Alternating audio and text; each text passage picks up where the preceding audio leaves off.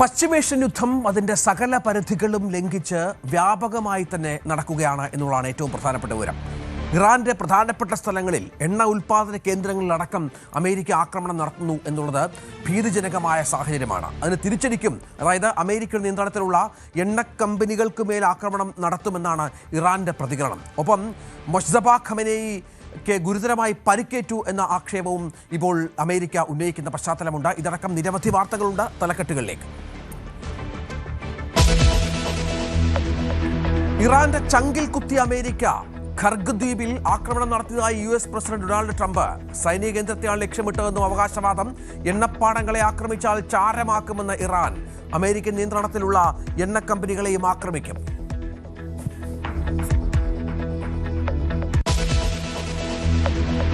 Mojtaba ഖമനേയിയെക്കുറിച്ച് വിവരം നൽകുന്നവർക്ക് അമേരിക്കയുടെ 93 കോടിയുടെ പാരിതോഷികം. ഇസ്ലാമിക് റവല്യൂഷണറി ഗാർഡ് കോർപ്സിലെ ഉദ്യോഗസ്ഥരെ കുറിച്ചും വിവരം നൽകണം. മൊജ്തബ ഖമനേയിക്ക് പരിക്കേറ്റെന്നും തിരിച്ചറിയാനാകാത്ത വിധത്തിൽ രൂപമാറ്റം വന്നെന്നും US. യുദ്ധമേഖലയിൽ മോദിയുടെ നയതന്ത്രം. ഇന്ത്യയിലേക്കുള്ള 2 ദ്രവീകൃത പെട്രോളിയം ടാങ്കറുകൾ ഹോർമുസ് കടലിടുക്ക് കടന്നു. നീക്കം അനുമതി ലഭിക്കുമെന്ന ഇന്ത്യയിലെ ഇറാൻ അംബാസഡർ സൂചിപ്പിച്ചതിന് പിന്നാലെ ഡോളർ ഒഴിവാക്കി യുവാനിൽ വ്യാപാരം നടത്തുന്ന കപ്പലുകൾ കടത്തിവിടുമെന്ന് ഇറാൻ. ശബരിമല യുവതീ പ്രവേശനത്തിൽ ആചാര സംരക്ഷണത്തെ അനുകൂലിച്ച് സർക്കാർ നിലപാട് ഇന്ന് സുപ്രീം കോടതിയിൽ. ഏപ്രിൽ 7 വിശദമായ വാദം തുടങ്ങും. രേഖാമൂലമുള്ള വാദങ്ങൾ ഇന്നുവരെ സമർപ്പിക്കും.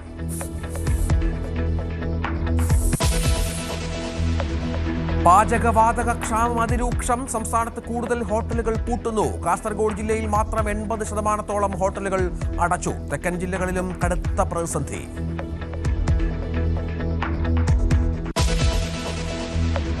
ഹൈക്കമാൻഡിനും വഴങ്ങാതെ കെ സുധാകരൻ. മത്സരിക്കുമെന്ന നിലപാടിൽ മാറ്റമില്ല. സീറ്റെന്ന ഉറപ്പ് ലഭിച്ചാൽ മാത്രം ഡൽഹി യാത്ര.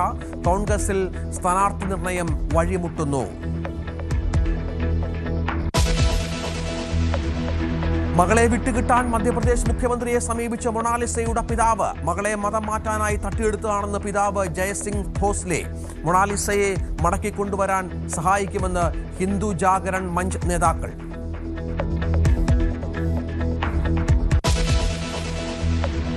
ഇന്ത്യയിലെ ഏറ്റവും ധനികനായ നടൻ ഷാരൂഖ് ഖാൻ. ആസ്തി 10,800 കോടി രൂപ. ഷാരൂഖ് ഖാന്റെ ആസ്തി വർദ്ധിച്ചു. 9.8 ലക്ഷം കോടി രൂപയുടെ ആസ്തിയുമായി മുകേഷ് അംബാനി ഇന്ത്യയിലെ ഏറ്റവും ധനികനായ വ്യവസായി.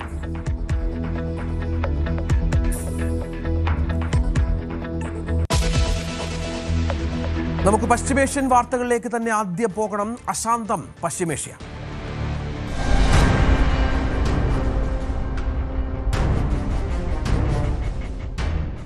ഇറാന്റെ പുതിയ പരമോന്നത നേതാവായി മൊജ്തബ ഖമനേയിയെ പ്രഖ്യാപിച്ചിട്ട് ഏതാനും നാളുകൾ മാത്രമാണ് ആയിട്ടുള്ളത്.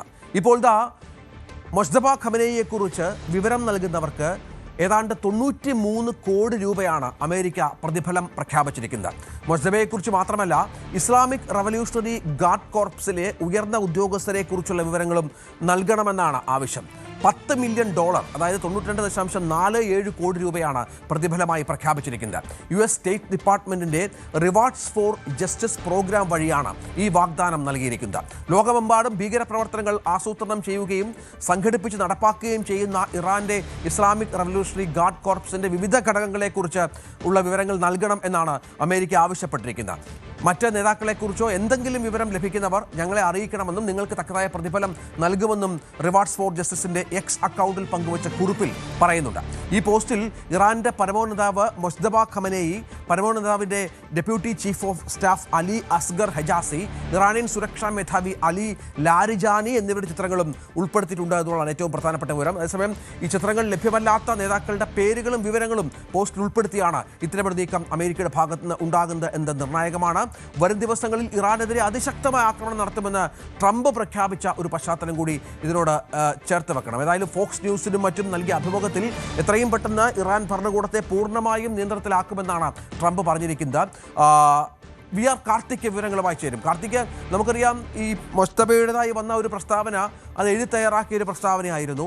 വീഡിയോ സന്ദേശമായോ മറ്റോ മൊസ്തബ ഇതുവരെ പ്രത്യക്ഷപ്പെടാൻ തയ്യാറായിട്ടില്ല. പൊതുജന മധ്യത്തിൽ മൊസ്തബ ഇല്ല. എവിടെയാണ് എന്നതിനെക്കുറിച്ച് ആർക്കും അറിവില്ല. ഒരുപക്ഷെ അമേരിക്കയുടെയും ഇസ്രായേലിൻ്റെയൊക്കെ ഭീഷണിയിൽ മൊസ്തബയെ പുറത്തിറക്കാതിരിക്കുന്നതായിരിക്കാം. പക്ഷേ മൊസ്തബയ്ക്ക് ഗുരുതരമായി പരിക്കേറ്റു എന്ന് അമേരിക്ക പറയുന്ന പശ്ചാത്തലം കൂടിയുണ്ട്. എന്താണ് മനസ്സിലാക്കേണ്ടത്? മൊസ്തബ ജീവനോടെ ഉണ്ടോ? അദ്ദേഹത്തിൻ്റെ ആരോഗ്യനിലയിൽ പലതരത്തിലുള്ള ആശങ്കകളുമുണ്ട്. പക്ഷേ ഇന്നലെ US സ്ഥിരീകരിച്ചത് ആദ്യത്തെ ആക്രമണത്തിൽ തന്നെ അദ്ദേഹത്തിന് ഗുരുതരമായി പരിക്കേറ്റിട്ടുണ്ട്. ഒരുപക്ഷേ ഒരു കോമ സ്റ്റേജിലേക്ക് ആയിരിക്കാം അദ്ദേഹത്തിൻ്റെ ഇപ്പോഴത്തെ അവസ്ഥ എന്ന തരത്തിലാണ് അഭ്യൂഹങ്ങൾ പങ്കുവയ്ക്കുന്നത്. ഇത്തരത്തിലുള്ള അഭ്യൂഹങ്ങൾ കഴിഞ്ഞ ദിവസം US സ്ഥിരീകരിക്കുകയും ചെയ്തിരിക്കുന്നു. എന്തായാലും ഇറാന്റെ പരമോന്നത നേതാവ് ആയത്തുള്ള അലി ഖമനേയിയുടെ പിൻഗാമിയായി തെരഞ്ഞെടുക്കപ്പെട്ട മൊജ്തബയെയും ലക്ഷ്യമിട്ടുള്ളതായിരിക്കും അമേരിക്കയുടെ നീക്കങ്ങൾ എന്ന് വ്യക്തമാക്കുന്നതാണ് പുതിയ വിവരങ്ങൾ പുറത്തുവരുന്നത്. കാരണം മൊജ്തബയെ കുറിച്ച് നിർണായക വിവരങ്ങൾ നൽകുന്നവർക്ക് $10 മില്യൺ പ്രതിഫലം വാഗ്ദാനം ചെയ്തിരിക്കുന്നു US എന്നതാണ് ഏറ്റവും ശ്രദ്ധേയം. ഇന്ത്യൻ കറൻസിയിലേക്ക് വന്നാൽ ഏതാണ്ട് 93 കോടി രൂപയാണ് മൊജ്തബ അടക്കം ഇറാന്റെ സീനിയർ നേതാക്കളായ 10 നേതാക്കളെക്കുറിച്ച് വിവരം നൽകുന്നവർക്ക് US വാഗ്ദാനം ചെയ്യുന്നത്. അതോടൊപ്പം തന്നെ അവരെ സുരക്ഷിതമായി അവരുടെ സുരക്ഷ ഉറപ്പാക്കും എന്നുകൂടി US പങ്കുവച്ച ട്വീറ്റിൽ വ്യക്തമാക്കുന്നു. എന്തായാലും മൊജ്തബയെ ലക്ഷ്യമിട്ടുകൊണ്ടുള്ള ആക്രമണങ്ങൾ ഇനിയും ഉണ്ടാകും എന്ന തരത്തിലുള്ള വിലയിരുത്തലുകളാണ് ഇതിൻ്റെ പശ്ചാത്തലത്തിൽ വരുന്നത്. അത്തരത്തിലുള്ള വിലയിരുത്തലുകളാണ് വിദഗ്ധർ നടത്തുന്നതും. എന്തായാലും വളരെ ശക്തമായ ആക്രമണം തന്നെയാണ് ഇറാനിൽ US ഇപ്പോഴും നടത്തുന്നത്. കഴിഞ്ഞ ദിവസങ്ങളെ അപേക്ഷിച്ച് അതിൻ്റെ യുദ്ധമുറയിൽ ചെറിയ മാറ്റങ്ങൾ വന്നിരിക്കുന്നു എന്നതാണ് ഏറ്റവും ശ്രദ്ധേയം.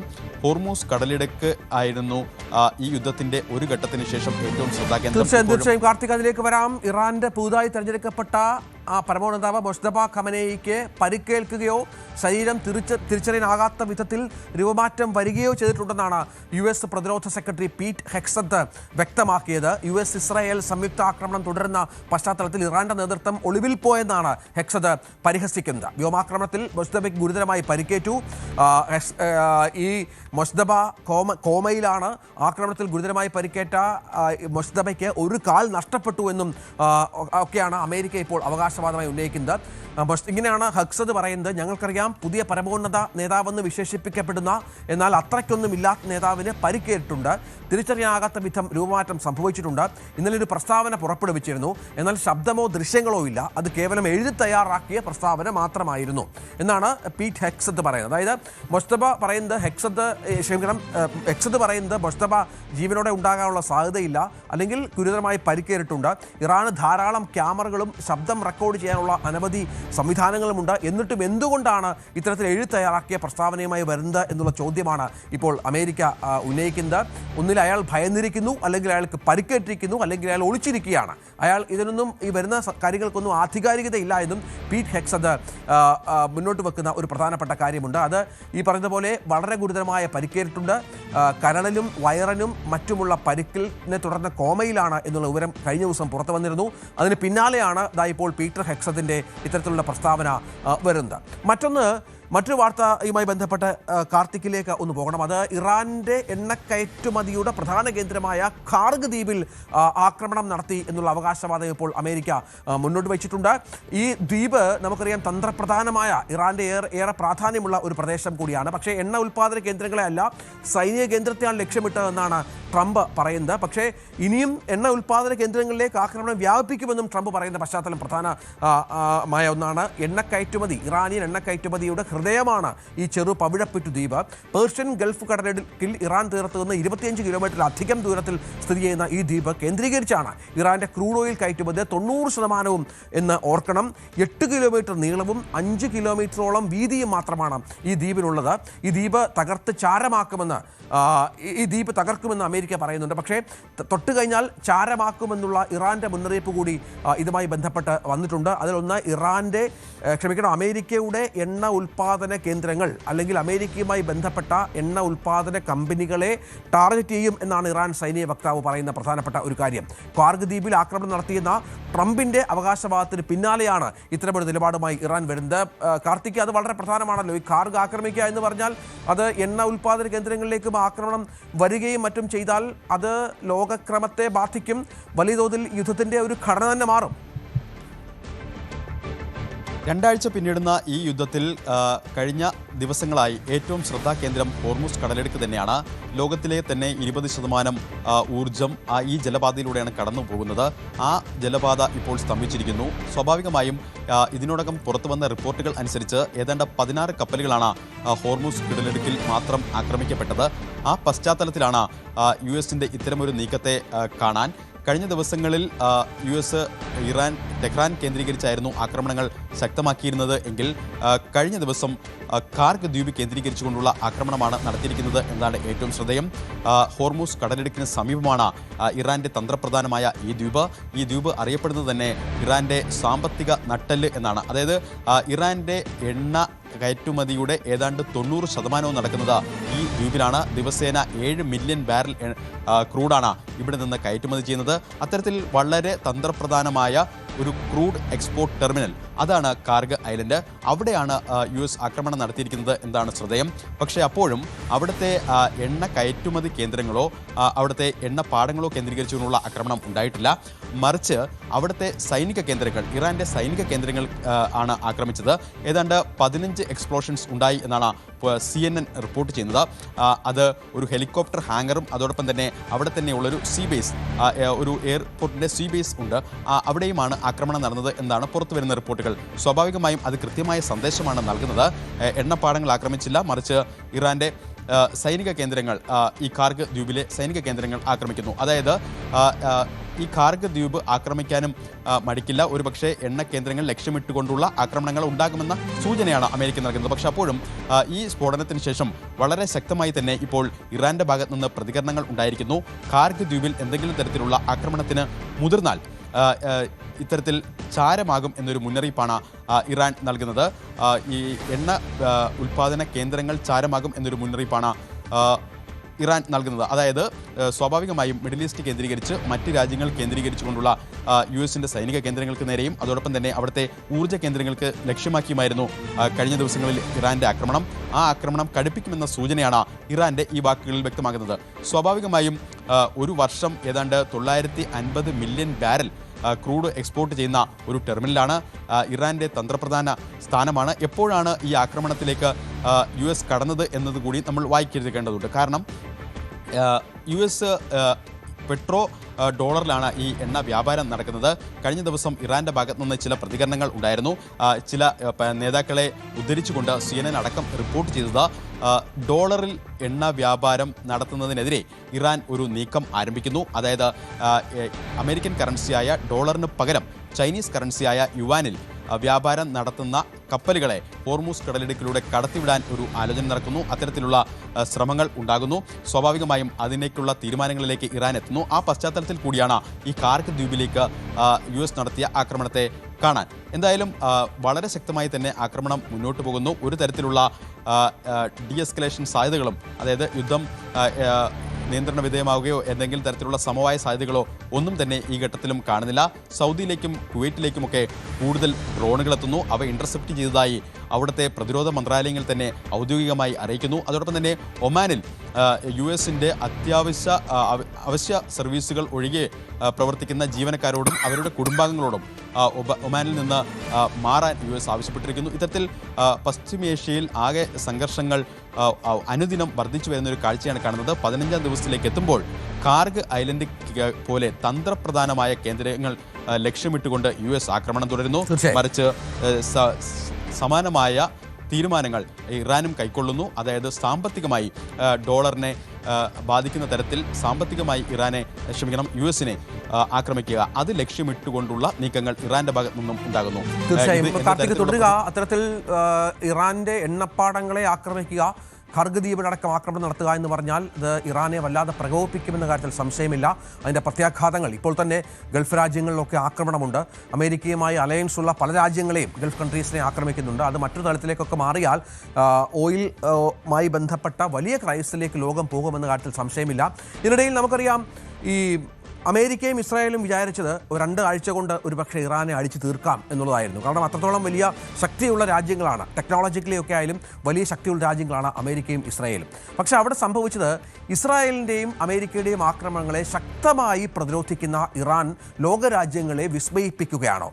തങ്ങളുടെ ഉന്നത നേതൃത്വം ഏതാണ്ട് പൂർണ്ണമായും ഇല്ലാതായിട്ടും ഇറാൻ ഇപ്പോഴും ശക്തമായ പ്രതിരോധവും തിരിച്ചടിയും തുടരുന്ന പശ്ചാത്തലം എങ്ങനെ ഉണ്ടായി എന്ന് ഏറ്റവും പ്രധാനപ്പെട്ട ഒന്നാണ്. എല്ലാവരും ഇതുമായി ബന്ധപ്പെട്ട അന്വേഷണം നടത്തുകയാണ്. അതിനെക്കുറിച്ചുള്ള അന്വേഷണങ്ങളെല്ലാം വിരൽ ചൂണ്ടുന്നത് major general Muhammad Ali Jafari എന്ന ഒരു തന്ത്രജ്ഞനിലേക്കും അദ്ദേഹം ആവിഷ്കരിച്ച വികേന്ദ്രീകൃത മൊസൈക് ഡിഫൻസ് എന്ന ഒരു സിസ്റ്റത്തിലേക്കുമാണ്. 2003 ഇറാഖ് അധിനിവേശത്തിൽ നിന്ന് പാഠങ്ങൾ ഉൾക്കൊണ്ട് രാജ്യത്തിൻ്റെ ഉന്നത നേതൃത്വം കൊല്ലപ്പെട്ടാലും തിരിച്ചു നൽകാൻ ശേഷിയുള്ള ഒരു സംവിധാനമാണ് ഇപ്പോൾ ജഫാരി വികസിപ്പിച്ചെടുത്തിരിക്കുന്നത്. 2026 ഇപ്പോൾ നടക്കുന്ന യുദ്ധത്തിൽ ഇറാൻ്റെ പ്രധാന നേതാക്കളെല്ലാം നമുക്കറിയാം, പ്രതിരോധ മന്ത്രി അടക്കം ഏതാണ്ട് 40ഓളം നേതാക്കൾ കൊല്ലപ്പെട്ട പശ്ചാത്തലം കൂടിയുണ്ട്, പരമോന്നത നേതാവ് അടക്കം. അപ്പോഴും ഇറാൻ പിടിച്ചു നിൽക്കുന്നു എന്നുള്ള ഏറ്റവും പ്രധാനപ്പെട്ട ഒന്നാണ്. 31 പ്രാദേശിക യൂണിറ്റുകൾ വഴി രാജ്യം ശക്തമായി പോരാട്ടം തുടരുന്നു എന്ന വിവരമാണ് ഈ ഘട്ടത്തിൽ പുറത്തു വരുന്നത്. ഇതിൻ്റെ വിജയമായി, ഒരു വലിയ വിജയമായി ഇതുമായി ബന്ധപ്പെട്ട് അത്ഭുതപ്പെട്ട വിദഗ്ധർ ഇതിനെ നോക്കുന്നുണ്ട്. കേന്ദ്രീകൃതമായ സൈനിക നിയന്ത്രണം തകർന്നാലും പരാജയപ്പെടാത്ത വിധം ഇറാനെ ഒരു പ്രതിരോധ കോട്ടയാക്കി മാറ്റാൻ ഈ പദ്ധതിക്ക് സാധിച്ചു എന്നാണ് നമുക്ക് മനസ്സിലാക്കാൻ പറ്റുന്ന വിവരം. നമുക്കറിയാം, ഇറാൻ്റെ ഏറ്റവും ശക്തമായ സേന, ഇറാൻ്റെ ഇസ്ലാമിക് റവല്യൂഷണറി ഗാർഡ് കോർപ്സിൻ്റെ മുൻ കമാൻഡർ ഇൻ ചീഫ് കൂടിയാണ് ഈ major general Muhammad Ali Jafari. ഒരുപക്ഷെ ഇത്തരം കാര്യങ്ങൾ അദ്ദേഹം നേരത്തെ കാലേകൂട്ടി അറിഞ്ഞിട്ടുണ്ടാവണം, അല്ലെങ്കിൽ അത്തരം പ്രശ്നങ്ങൾ ഉണ്ടായാൽ എന്ത് ചെയ്യണം എന്നതിന് വളരെ കൃത്യമായി തന്നെയുള്ള മറുപടിയാണ് നൽകിയിരിക്കുന്നത് എന്ന് ഏറ്റവും പ്രധാനപ്പെട്ട ഒന്നാണ്. അതായത് പല സ്ഥലങ്ങളിൽ നിന്നുള്ള ആക്രമണം, നമുക്കറിയാം യുദ്ധം ആരംഭിച്ച ഉടൻ തന്നെ ഗൾഫ് മേഖലയിലേക്കും മറ്റും ഇറാൻ്റെ മിസൈലുകളും ഡ്രോണുകളും പതിക്കുകയാണ്. ഒപ്പം ഇസ്രായേലിലേക്കും പോകുന്ന പശ്ചാത്തലം ഉണ്ടാകുന്നു. പ്രധാനപ്പെട്ട കേന്ദ്രങ്ങളെ ആക്രമിക്കുന്നു. അതിപ്പോഴും തുടരുന്നു. അതെങ്ങനെ സംഭവിച്ചു എന്നുള്ളതാണ് ഏറ്റവും പ്രധാനം. അതായത് കേന്ദ്രീകൃതമായ ഒരു ആക്രമണ സ്വഭാവമില്ലാതെ പല മേഖലകളിൽ ഈ ആയുധങ്ങൾ വിന്യസിച്ചുകൊണ്ടുള്ള ഒരു പ്രത്യേക സംവിധാനം അത് വളരെ ഫലപ്രദമായി ഇറാൻ നടപ്പിലാക്കുന്നു എന്നതിൻ്റെ സൂചന കൂടിയാണ് ഇപ്പോൾ കഴിഞ്ഞ കുറേ ദിവസങ്ങളായി ഇറാൻ നടത്തുന്ന ഒരു ഡിഫൻസ് എന്നാണ് യുദ്ധവുമായി ബന്ധപ്പെട്ട് വിശകലനം ചെയ്യുന്നവരും മറ്റും പറയുന്നത്. അത് അമേരിക്കയും ഇസ്രായേലിനും ഉണ്ടാക്കുന്ന പ്രശ്നങ്ങൾ ചെറുതല്ല. ഇപ്പോഴും അമേരിക്കയും ഇസ്രായേലും ഇറാനെ പൂർണ്ണമായും പരാജയപ്പെടുത്താൻ ആഗ്രഹിക്കുന്നുണ്ട് എങ്കിൽ പോലും അത് സംഭവിക്കുന്നില്ല എന്നുള്ളത് ഏറ്റവും പ്രധാനപ്പെട്ട ഒന്നാണ്. മറ്റൊരു വാർത്തയിലേക്ക് പോകണം. ഇന്ത്യയിലേക്കുള്ള 2 ദ്രവീകൃത പെട്രോളിയം ടാങ്കറുകളെ ഹോർമുസ് കടലിടുക്ക് കടക്കാൻ ഇറാൻ അനുവദിച്ചതായി ഇന്നലെ റിപ്പോർട്ടുകൾ പുറത്തു വന്നിരുന്നു. ആ കപ്പലുകൾ രണ്ടും നിർണായകമായ സമുദ്രപാത പിന്നിട്ട് ഇന്ത്യയിലേക്ക് എത്തിക്കൊണ്ടിരിക്കുകയാണ് എന്ന വിവരങ്ങളാണ് ഇപ്പോൾ ലഭ്യമാകുന്നത്.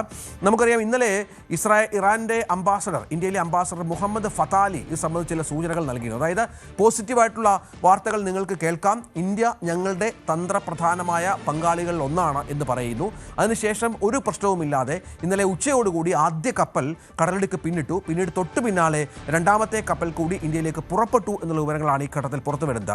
40,000-ലധികം മെട്രിക് ടൺ LPG വഹിച്ചുകൊണ്ടുള്ള ഇന്ത്യൻ കപ്പൽ ശിവാലിക്കാണ് ആദ്യം പുറപ്പെട്ടത്. ഇതിന് ഈ 2 കപ്പലുകൾക്കും ഇന്ത്യൻ നാവികസേനയുടെ സുരക്ഷ അകമ്പടിയുണ്ട് എന്നുള്ളത് ഏറ്റവും പ്രധാനപ്പെട്ട ഒന്നാണ്.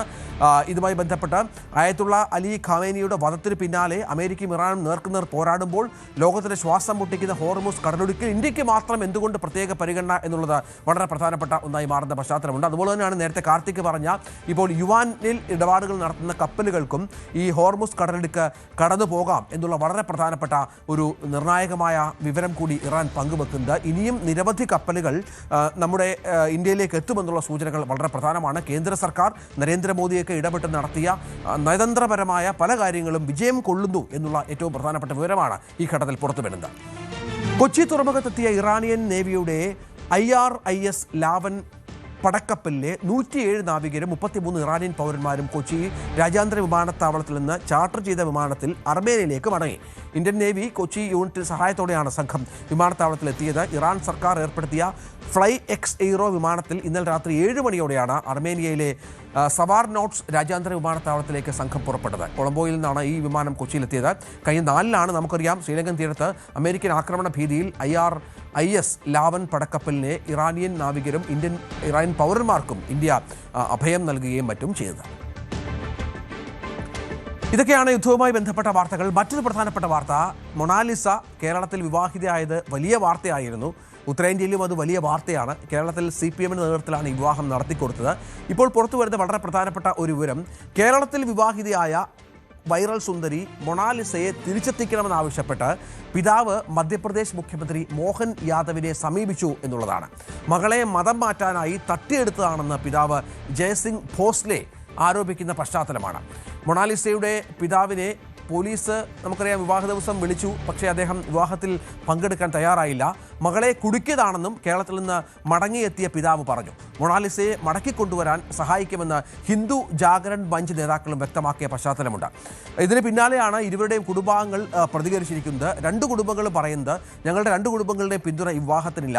മകൾ ഇത്തരത്തിൽ വിവാഹിതയാകുമെന്ന് ഒരിക്കലും കരുതിയിരുന്നില്ല. തൻ്റെ മകളെ അഭിനയിപ്പിക്കാൻ കൊണ്ടുപോയതാണെന്നാണ് കരുതുന്നതെന്ന് മൊണാലിസയുടെ അച്ഛൻ ജയസിംഗ് ഭോസ്ലെ വ്യക്തമാക്കുന്ന സാഹചര്യമുണ്ട്. മൊണാലിസ മറ്റൊരു മതത്തിൽപ്പെട്ട വ്യക്തിയാണെന്നും അതിനാൽ ഈ വിവാഹം തങ്ങൾക്ക് സന്തോഷം നൽകുന്നില്ലെന്നും ഫർമാന്റെ പിതാവ് ജാഫർ അലിയും വ്യക്തമാക്കിയിട്ടുണ്ട്. വിവാഹ ചിത്രങ്ങൾ സോഷ്യൽ മീഡിയയിൽ പ്രചരിച്ചപ്പോഴാണ് കുടുംബം ഇക്കാര്യം അറിഞ്ഞതെന്നും കൂട്ടിച്ചേർത്തു. അത് വളരെ പ്രധാനപ്പെട്ട ഒന്നാണ്. ഏതായാലും മധ്യപ്രദേശ് മുഖ്യമന്ത്രിയൊക്കെ ഈ വിഷയത്തിൽ ഇടപെടുമോ എന്ന കാര്യം ഇനി കാത്തിരുന്ന് കാണേണ്ടി വരും. ഫർമാന്റെ സഹോദരനും ഇതുമായി ബന്ധപ്പെട്ട വിവാഹത്തിനെതിരെ രംഗത്ത് വന്ന പശ്ചാത്തലം കൂടിയുണ്ട്. അങ്ങനെ രണ്ടു കുടുംബങ്ങൾക്കും സമ്മതമില്ല എന്നുള്ള വിവരം കൂടി ഈ ഘട്ടത്തിൽ പുറത്തു വരികയാണ്. സഞ്ജു സാംസൺ നമുക്കൊരു കിരീടം നേടിത്തന്നതിൻ്റെ അലയൊലികൾ ഇതുവരെ മാഞ്ഞിട്ടില്ല. ഇപ്പോൾ സഞ്ജു കടന്നു വന്ന സാഹചര്യങ്ങളെക്കുറിച്ച് സംസാരിക്കുകയാണ് ഇന്ത്യൻ ക്യാപ്റ്റൻ സൂര്യകുമാർ യാദവ് ഒരു അഭിമുഖത്തിൽ. എന്താണ് താൻ ടീമിന് വേണ്ടി ചെയ്യേണ്ടത് എന്നാണ് സഞ്ജു ആദ്യം സൂര്യയോട് ചോദിച്ചത്. സൂര്യ പറഞ്ഞത് മറ്റൊന്നുമല്ല, ആക്രമിച്ച് കളിക്കുന്ന പഴയ ബാറ്ററായ സഞ്ജു സാംസണെയാണ് വേണ്ടത് എന്നുള്ള മറുപടി കൊടുത്തു. അല്ലാതെ സാധാരണ ഒരു ശൈലി മാറ്റിയുള്ള കളി സഞ്ജുവിൻ്റെ ഭാഗത്തു നിന്ന് താൻ പ്രതീക്ഷിക്കുന്നില്ല എന്ന് പറയുകയും ആ കാര്യം സഞ്ജു ഒരു പരിധിവരെ അംഗീകരിക്കുകയും അനുസരിക്കുകയും ചെയ്തു എന്നാണ് സൂര്യ പറയുന്നത്. ഒപ്പം മറ്റ് സഹതാരങ്ങൾക്ക് നൽകിയ ഉപദേശത്തെക്കുറിച്ചും സൂര്യകുമാർ വ്യക്തമാക്കി. ടീമിന് എന്താണോ ആവശ്യം അതാണ് നമ്മൾ നൽകേണ്ടത്. വ്യക്തിപരമായ പ്രകടനം ഇപ്പോൾ നോക്കേണ്ടതില്ല. ഒത്തൊരുമിച്ച് നിന്നാൽ നമുക്ക് ലക്ഷ്യം കൈവരിക്കാൻ സാധിക്കും എന്നാണ് ഇത്തരത്തിൽ സൂര്യകുമാർ പറഞ്ഞത്. ഏതായാലും വളരെ പ്രയാസമേറിയ ഒരു ഘട്ടമാണ്. ഇതിനെ നേരിടണം. ദൈവം നിനക്കായി കാത്തുവച്ചിട്ടുണ്ടെങ്കിൽ അത് തേടി വരുമെന്നും സൂര്യ സഞ്ജുവിനോട് പറഞ്ഞു എന്നുള്ളതാണ്. സൂര്യകുമാർ യാദവിൻ്റെ പിന്തുണയുമായൊക്കെ ബന്ധപ്പെട്ട സഞ്ജു പലപ്പോഴും വാചാലനായതും നമ്മൾ കണ്ടതാണ്. മറ്റൊരു വാർത്തയിലേക്ക് പോകണം. ഇന്ത്യയിലെ ഏറ്റവും ധനികനായ നടൻ ഷാരൂഖ് ഖാൻ തന്നെ ഹുറൂൺ ഗ്ലോബൽ റിച്ച് ലിസ്റ്റ് പുറത്തുവിട്ട പട്ടികയിലാണ് ഈ വിവരമുള്ളത്. ഷാരൂഖ് ഖാൻ്റെ ആസ്തി ഇപ്പോൾ പുറത്തു വരുന്ന കണക്കനുസരിച്ച് ഏകദേശം 10,800 കോടി രൂപയാണ് ഈ നടൻ്റെ ആസ്തി. ഇന്ത്യയിലെ ഏറ്റവും റിച്ചസ്റ്റ് സ്റ്റാർ ആയി ഷാരൂഖ് ഖാൻ മാറുന്ന പശ്ചാത്തലമുണ്ട്. ഈ നേട്ടത്തോടെ അന്താരാഷ്ട്ര സംഗീത ഇതിഹാസങ്ങളായ ജെയ്സി, ടൈലർ സ്വിഫ്റ്റ്, ഒപ്പം റിയാന എന്നിവരെക്കൊപ്പം ആ പട്ടികയിൽ ഷാരൂഖ് ഖാനും ഇടം പിടിക്കുകയാണ്. ഇപ്പോൾ രൺബീർ കപൂർ നായകനാകുന്ന രാമായണ സിനിമയുടെ നിർമ്മാതാവ് നമിത് മൽഹോത്രയും ഇതേ പട്ടികയിൽ ഇടം പിടിച്ച പശ്ചാത്തലമുണ്ട്. അദ്ദേഹത്തിൻ്റെ ആസ്തി 9,204 കോടി രൂപയാണ്. മുകേഷ് അംബാനി ഇന്ത്യയിലെ ഏറ്റവും ധനാഢ്യനായ വ്യവസായിയായി തുടരുകയാണ്. ആഗോളതലത്തിൽ 17ാം സ്ഥാനത്തുള്ള മുകേഷ് അംബാനിയുടെ ആസ്തി ഇപ്പോൾ പുറത്തു വരുന്ന കണക്കനുസരിച്ച് 9.8 ലക്ഷം കോടി രൂപയാണ് എന്നുള്ളതാണ് ഏറ്റവും പ്രധാനപ്പെട്ട ഒന്ന്.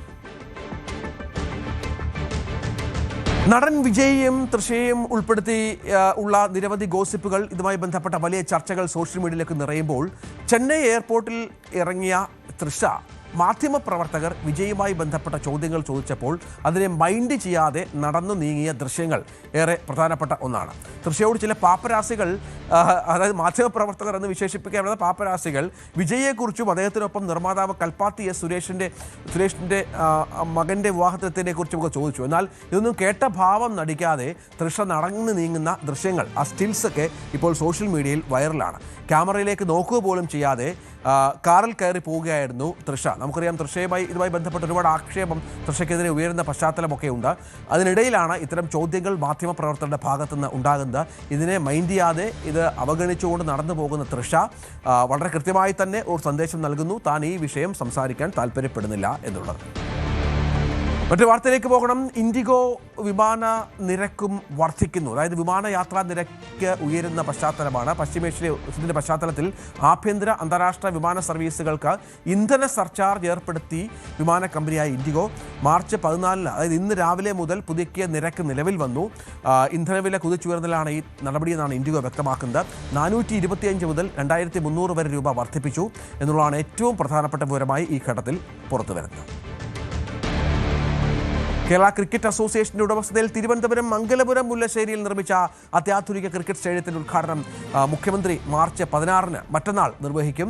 10 ഏക്കർ ഭൂമിയിൽ 45 കോടി രൂപ ചിലവഴിച്ചാണ് ഈ സ്റ്റേഡിയം നിർമ്മിച്ചിരിക്കുന്നത്. എല്ലാ അന്താരാഷ്ട്ര നിലവാരവുമുള്ള ക്രിക്കറ്റ് ഗ്രൗണ്ടാണിത്. പവലിയൻ, സമുച്ചയം, അത്യാധുനിക ഫ്ലഡ് ലൈറ്റുകൾ എന്നിവയുൾപ്പെടെ മികച്ച സൗകര്യങ്ങൾ ഒരുക്കിയിട്ടുണ്ട്. ഇത്തരം സൗകര്യങ്ങളുള്ള കേരളത്തിലെ ആദ്യത്തെ ക്രിക്കറ്റ് സ്റ്റേഡിയം കൂടിയാണ് ഇത് എന്നാണ് ഇപ്പോൾ വ്യക്തമാകുന്ന വിവരം. അതായത് വീണ്ടും തിരുവനന്തപുരം വലിയൊരു ക്രിക്കറ്റ് ഹബ്ബായി മാറാൻ പോകുന്നു എന്നുള്ള ഏറ്റവും പ്രധാനപ്പെട്ട വിവരം ഈ ഘട്ടത്തിൽ പുറത്തു വരുന്നുണ്ട്.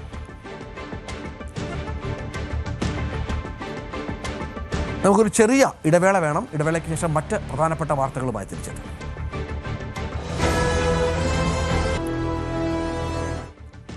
ശബരിമല യുവതീ പ്രവേശനത്തിൽ ആചാര സംരക്ഷണത്തെ അനുകൂലിച്ച് സർക്കാർ ഇന്ന് സുപ്രീം കോടതിയിൽ നിലപാട് അറിയിക്കും. കേസിൽ ഉൾപ്പെട്ട എല്ലാ കക്ഷികൾക്കും രേഖാമൂലമുള്ള വാദങ്ങൾ സമർപ്പിക്കാനുള്ള സമയപരിധി ഇന്ന് അവസാനിക്കും.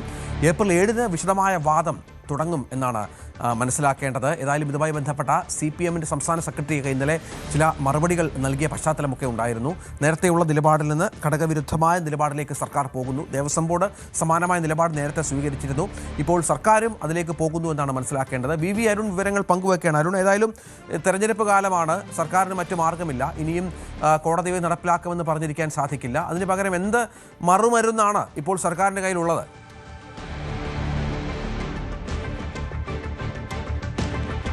പൂർണ്ണമായും മുൻനിലപാടിൽ നിന്ന് പിന്നാക്കം പോയി എന്ന് തോന്നലുളവാക്കാത്തതും എന്നാൽ വസ്തുതാപരമായി പിന്നാക്കം പോകുന്നതുമായ ഒരു നിലപാട് സർക്കാർ അറിയിക്കും. അതിങ്ങനെയാകും. നേരത്തെ 2009 VS സർക്കാരിന്റെ കാലത്ത് സത്യവാങ്മൂലം സമർപ്പിച്ചിരുന്നു. അതിൽ യുവതീ പ്രവേശനത്തെ അനുകൂലിക്കുന്നതിനൊപ്പം സർക്കാർ ഒരു നിർദ്ദേശം കൂടി മുന്നോട്ട് വച്ചിരുന്നു.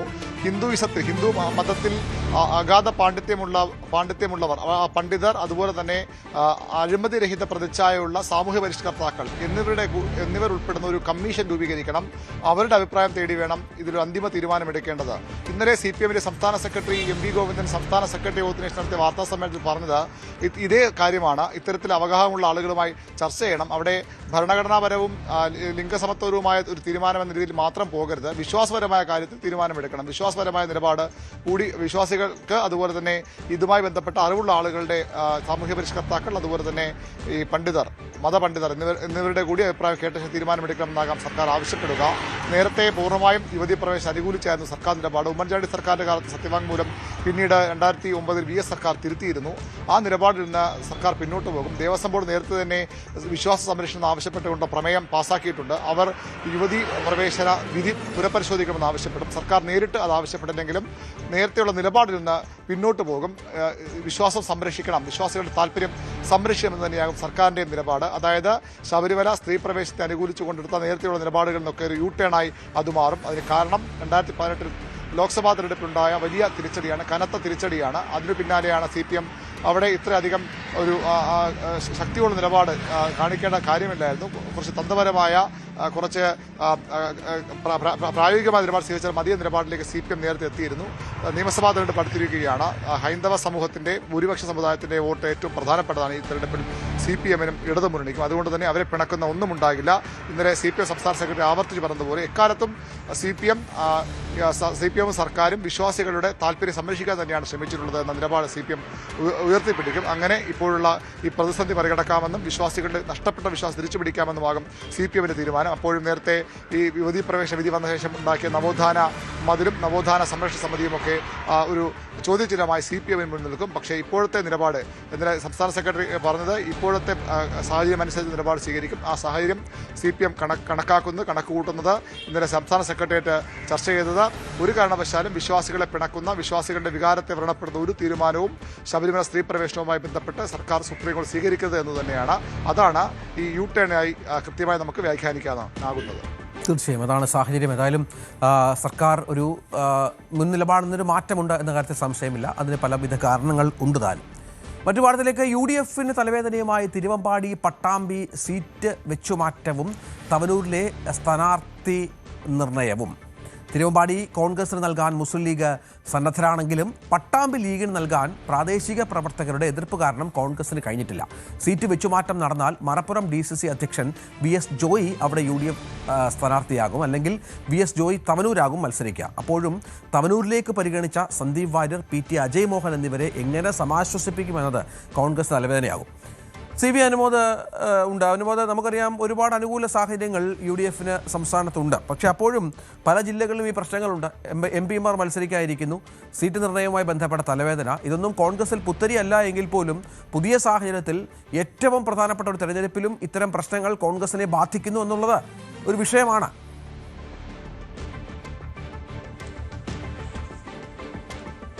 രഞ്ജിത്ത്, ലീഗും കോൺഗ്രസും മത്സരിച്ച് തോറ്റ സീറ്റുകളാണ് കൈമാറുന്നത്. എന്നിട്ടും അവിടെയാണ് ഇവർക്ക് ഈ പ്രശ്നം പരിഹരിക്കാൻ കഴിയാത്ത സാഹചര്യം എന്നുള്ളതാണ്. UDF സിറ്റിംഗ് സീറ്റല്ല ഈ 3 എണ്ണവും. അതായത് ഈ തവനൂരിലും തിരുവമ്പാടിയും പട്ടാമ്പി 3ഉം UDF സിറ്റിംഗ് സീറ്റല്ല. ആ തിരുവമ്പാടിയും പട്ടാമ്പിയും തമ്മിലുള്ള മാറ്റം എന്നിട്ടും ഇവർക്ക് UDF കോൺഗ്രസിലെ പട്ടാമ്പിയിലെ പ്രാദേശിക നേതൃത്വത്തിന്റെ സമ്മർദ്ദം കാരണം പരിഹരിക്കാൻ കഴിയുന്നില്ല എന്നുള്ളതാണ് പ്രശ്നം. ലീഗ് അവരുടെ സീറ്റ് കോൺഗ്രസിന് വിട്ടു നൽകാം തിരുവമ്പാടിയിൽ എന്നുള്ള കാര്യത്തിൽ സമ്മതം അറിയിച്ചു കഴിഞ്ഞു, ധാരണയായി കഴിഞ്ഞു, കൊടുക്കാൻ തയ്യാറാണ്. പക്ഷേ മറുവശത്ത് ലീഗിന് നൽകേണ്ട സീറ്റ്, പട്ടാമ്പിയിലെ സീറ്റ് നൽകാൻ അവിടെ അനുവാദം കിട്ടുന്നില്ല. അല്ലെങ്കിൽ പ്രാദേശികമായിട്ടുള്ള പ്രശ്നങ്ങൾ കാരണം അവിടെ നേരത്തെ തന്നെ പാർട്ടി വിട്ടുപോയി പിന്നീട് പാർട്ടിയിൽ തിരിച്ചെത്തിയ തദ്ദേശ തെരഞ്ഞെടുപ്പിൽ UDF പട്ടാമ്പിയിൽ വിജയത്തിലെത്തിച്ച TP ഷാജിക്ക് വേണ്ടി പ്രാദേശികമായിട്ടുള്ള കോൺഗ്രസ് നേതാക്കൾ അവിടെ വലിയ സമ്മർദ്ദം ചെലുത്തുന്നു. അതുകൊണ്ട് സീറ്റ് നൽകാനാവില്ല എന്ന നിലപാടാണ് പ്രാദേശികമായിട്ട് അവർ മുന്നോട്ട് വയ്ക്കുന്നത്. ഈ ഒരു സമ്മർദ്ദം അതിജീവിക്കാൻ കോൺഗ്രസിന് സാധിക്കുന്നില്ല എന്നുള്ളതാണ് പ്രധാന പ്രശ്നം. ഇനി ഒരു സീറ്റ് മാറ്റ ചർച്ചകളിൽ മറ്റ് ജില്ലകളിലെ തിരുവമ്പാടി കോഴിക്കോട് ജില്ലയാണ്. അപ്പോൾ കോഴിക്കോട് ജില്ലയിൽ തന്നെ ഏതെങ്കിലും സീറ്റ് ലീഗിന് നൽകാനുള്ള ആലോചനകളും ഒരു പ്ലാൻ B എന്ന തരത്തിൽ പുരോഗമിക്കുന്നുണ്ട്. പക്ഷേ അപ്പോഴും മലപ്പുറം ജില്ലയിൽ തവനൂർ സീറ്റിനെ ചൊല്ലിയുള്ള തലവേദന തീരുന്നില്ല. ഇവിടെ 2 ഓപ്ഷനാണ് നേരത്തെ പറഞ്ഞതുപോലെ. ഒന്ന്, തിരുവമ്പാടിയിലേക്ക് VS ജോയ് മത്സരിച്ചാൽ പകരം ഇവിടെ തവനൂരിൽ മത്സരിക്കാൻ സന്ദീപ് വാര്യർ തയ്യാറായിട്ട് നിൽക്കുന്നുണ്ട്. സന്ദീപ് വാര്യരെ മത്സരിപ്പിക്കുന്നതിനെതിരെ വലിയ സമ്മർദ്ദവുമായി PT അജയ്മോഹൻ അവിടെ മത്സരിക്കാൻ തയ്യാറായിട്ട് നിൽക്കുന്നുണ്ട്. അപ്പോൾ സന്ദീപ് വാര്യർക്ക് സീറ്റ് കൊടുക്കുക എന്നുള്ളത് നേരത്തെ KPCC ആലോചിച്ച ഒരു കാര്യമാണെന്ന് പറയുമ്പോഴും പ്രാദേശികമായി PT അജയ്മോഹൻ ഉയർത്തുന്ന സമ്മർദ്ദം അത് ഏത് തരത്തിൽ അത് പരിഹരിക്കുമെന്നുള്ള ചോദ്യമാണ് അവിടെ ഉയരുന്നത്. മുമ്പ് 2 തവണ അജയ്മോഹൻ മത്സരിച്ചിട്ടുണ്ട് പൊന്നാനിയിൽ, അന്ന് വിജയം കാണാൻ സാധിച്ചിട്ടില്ല. പക്ഷേ ഇത്തവണ പൊന്നാനിയിൽ KP നൗഷാദ് അലി സ്ഥാനാർത്ഥിത്വം ഏകദേശം ഉറപ്പിച്ച സാഹചര്യത്തിൽ അവിടെ തവനൂർ തൊട്ടടുത്തുള്ള മണ്ഡലമായ തവനൂരിൽ സീറ്റ് വേണമെന്നൊരാവശ്യം അജയ്മോഹൻ നേരത്തെ ഉന്നയിച്ചതാണ്. മാത്രമല്ല മറ്റൊരു പ്രധാനപ്പെട്ട ഒരു കാര്യം കൂടി ഇതിൽ വരുന്നത്, VS ജോയ് തവനൂരിലേക്ക് വരികയാണെങ്കിൽ മലപ്പുറം ജില്ലയിൽ ജനറൽ വിഭാഗത്തിൽപ്പെട്ട ഹിന്ദു സ്ഥാനാർത്ഥികൾ ആരും ഉണ്ടാകില്ല എന്നൊരു പ്രചരണവും തുടങ്ങിയിട്ടുണ്ട്. അതും ഒരു തരത്തിൽ എങ്ങനെ ഇതിനെ പരിഹരിക്കാൻ കോൺഗ്രസ് നേതൃത്വം എന്ത് നടപടിയെടുക്കും എന്നറിയണം. അപ്പോൾ പകരം അവർ പറയുന്നത് നമ്മൾ സംസ്ഥാനമാകെ കണക്കാക്കിയിട്ട് നോക്കുമ്പോൾ അത്തരത്തിലുള്ള പ്രശ്നങ്ങൾ ഉണ്ടാകില്ല, ഒരു ജില്ല മാത്രം കണക്കാക്കി നോക്കിയാൽ ഇത്തരം പല പ്രശ്നങ്ങളും ഉണ്ടാകും. വയനാട് ഉദാഹരണമായിട്ട് അവർ എടുത്തു കാണിക്കുന്നുണ്ട്. അപ്പോൾ അങ്ങനെ പല തലവേദനകൾ UDF സംബന്ധിച്ച് ഈ തിരുവമ്പാടി തവനൂർ സീറ്റ് വെച്ചും പട്ടാമ്പി സീറ്റ് വെച്ചു മാറ്റവും തവനൂരിലെ സ്ഥാനാർത്ഥികളുമായി ഇപ്പോഴും പരിഹരിക്കാൻ കഴിയാത്ത ഒരു സാഹചര്യമാണ് നിലവിലുള്ളത്. നേരത്തെ പറഞ്ഞതുപോലെ തന്നെ UDF സിറ്റിംഗ് സീറ്റുകളല്ല ഈ 3ഉം എന്നിരിക്കലും ഇത് സംബന്ധിച്ചുള്ള തർക്കങ്ങൾ UDF സംബന്ധിച്ച് മലബാറിൽ, പ്രത്യേകിച്ച് മലപ്പുറം ജില്ലയിൽ ഒരു തലവേദനയായിട്ട് തുടരുന്ന സാഹചര്യമാണ് നിലവിലുള്ളത്. തീർച്ചയായും CV അനുമോദാണ് വിവരങ്ങൾ പങ്കുവച്ചത്. മറ്റൊരു വാർത്തയിലേക്ക് പോകണം. പത്തനംതിട്ട കോന്നിയിൽ അടൂർ പ്രകാശിനായി പോസ്റ്റർ. അടൂർ പ്രകാശിനെ തഴഞ്ഞ് ഹൈക്കമാൻഡ് ആരെ ഇറക്കിയാലും കോന്നിയിൽ പ്രകാശം പരക്കില്ലെന്നും ഈഴവ സമുദായത്തെ തഴഞ്ഞാൽ കോൺഗ്രസിന് കനത്ത പ്രത്യാഘാതം ഉണ്ടാകുമെന്നുമാണ് പോസ്റ്ററിലെ വാചകം. ശശിനാരായണൻ വിവരങ്ങൾ പങ്കുവെക്കും. ശശിനാരായണൻ, മത്സരിക്കാൻ സന്നദ്ധനായി കച്ചകെട്ടിറങ്ങിയിരിക്കുന്ന ഒരാളാണ് അടൂർ പ്രകാശ്, നമുക്കറിയാം.